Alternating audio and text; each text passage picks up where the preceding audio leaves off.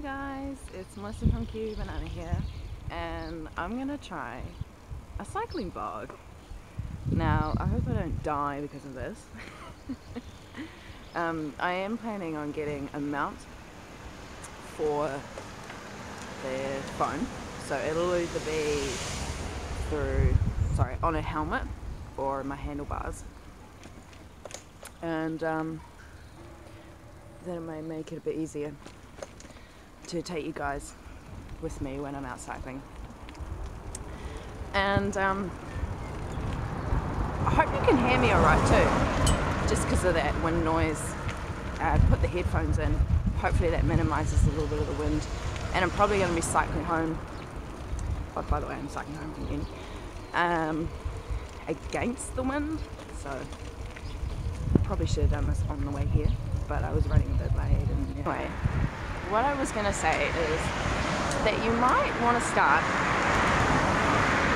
thinking about incorporating some more humanitarian issues in your, everyday sort of activism, I guess you could call it, of a vegan lifestyle. And because I've been finding, I don't know, some of you guys probably already know this, but I've been finding it's actually been quite responsive with some people that I've spoken with. I tested it out actually last night with my flatmate, and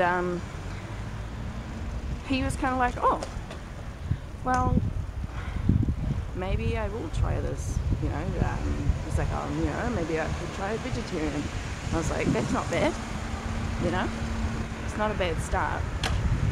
So hopefully that works out well. I'll just, I'll check in with him in a week or two and just see how it's going.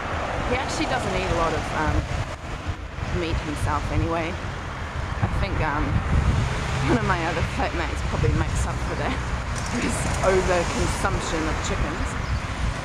We won't make this a vlog about flatmate behaviour. But anyway, so if you start, maybe dropping facts about, starving children in the world, we're seeing figures now, something like 82% of the starving children in the world, they live in countries where grains are grown, which they can eat. You and I, we can all eat the grains. However, those grains are actually sold to countries where, we buy them, we being countries like New Zealand, so that we can feed livestock. And, their livestock, it's not so that they can run free and do whatever they wish and live well into their 30s or, however long a cow would normally live. We didn't kill it so we could put it in a pretty little package and put it in the supermarket and buy it. Okay, I won't go into that, sorry about that guys. But,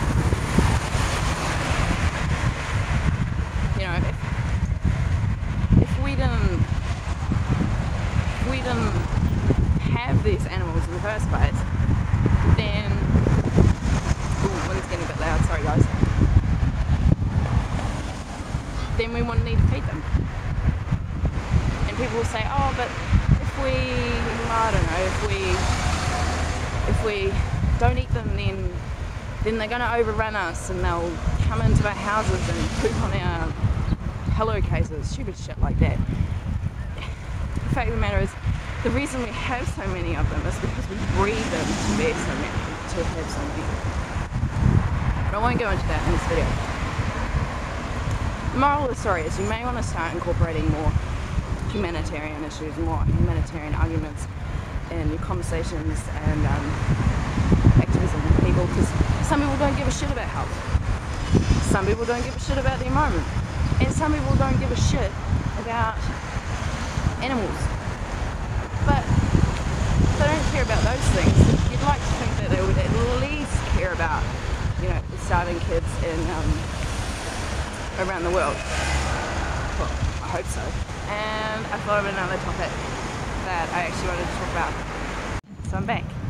So what I wanted to talk about now, sorry, wait for this truck. I got a comment on a photo that I'd taken. And, you know, this person I hugely respect, you know, big ups to them. This is not a video saying that I don't like them or anything like that. But they raised a question that really got me thinking.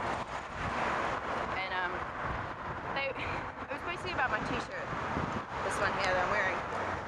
And they were just like, what has veganism got to do with, you know, homophobia and racism and you know, basically anything that had on my t-shirt.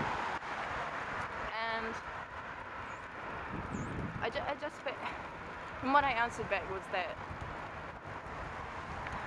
a lot of people that have been suppressed in some way or form, they can sometimes relate much easier to others that have been suppressed as well. And, you know, like, I guess that's probably why you find like a lot of like lesbians are vegan, and like why there's, you know, still some quite prominent like African American people in the vegan community in the States and things like that. I haven't replied back on anything on that, and you know, I know a lot of people would say, oh, well, you can't compare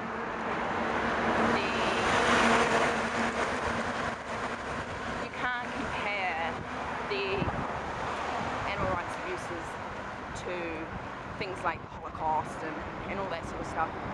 And that was a close call.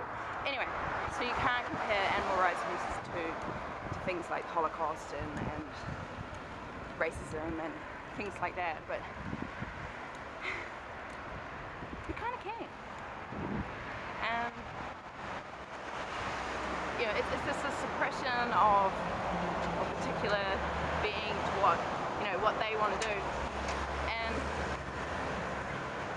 you know what, this is probably why I should do some more philosophy classes, because I would have really good reasoning. You know, I could build really good reasoning around things like the animals that are being abused, exploited,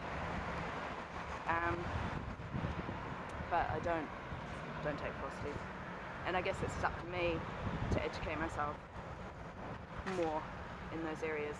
If you are a person of, you know, any sort of suppression, then you probably could relate to the practice of veganism or the belief, the philosophy, and it would, you know, you could understand what it's like. Anyway, I think that's all I should say.